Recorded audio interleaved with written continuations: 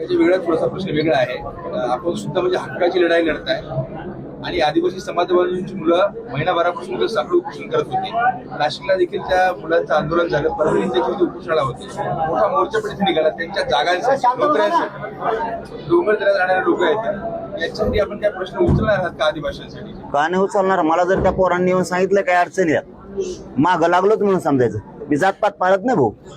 मराठ्यांसाठी आरक्षण मागतोय, मी जातपात पाळत नाही. त्यांचे काही अडचणी असताना आता आम्हाला राजपूत समाजाने सांगितलं, कायकाडी समाजाने सांगितलं, कोळी बांधवांनी सांगितलं की आमचे हे प्रश्न आहेत, ते मांडायला सुरुवात केली. मी ठेवत नाही, मी कशीच म्हणत नाही. धनगर वंजारी आता त्या महादेव मुंडेच्या ताई ना, त्यांना सुद्धा न्यायासाठी आम्ही मैदानात आलो. दिखाऊपणा नाही केला.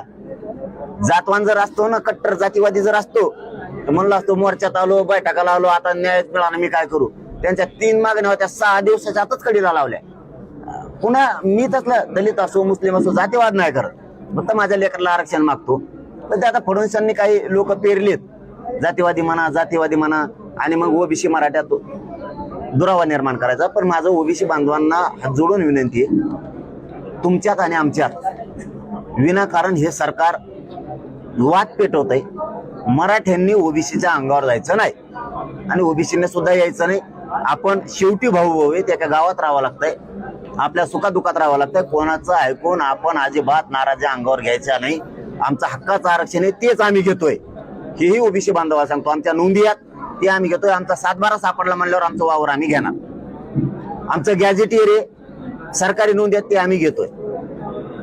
मराठा आणि कुणबी एक आहे, तो GR आम्ही घेतोय. आमचा हक्क जे आहे तेच घेतोय, एक्स्ट्रा आम्ही घेत नाहीत. म्हणून गोरगरीब ओबीसीलाही वाटतं आता मराठ्यात जर नोंदी सापडायला लागल्यात तर त्यांच्या लेकर बाळाला विरोध करू नये. मराठ्याच्या काय केलंय, मराठ्याच्या गरीबाच्या लेकर बाळ हे ओबीसीला पण वाटतंय. मी ते दम नाही धरीत.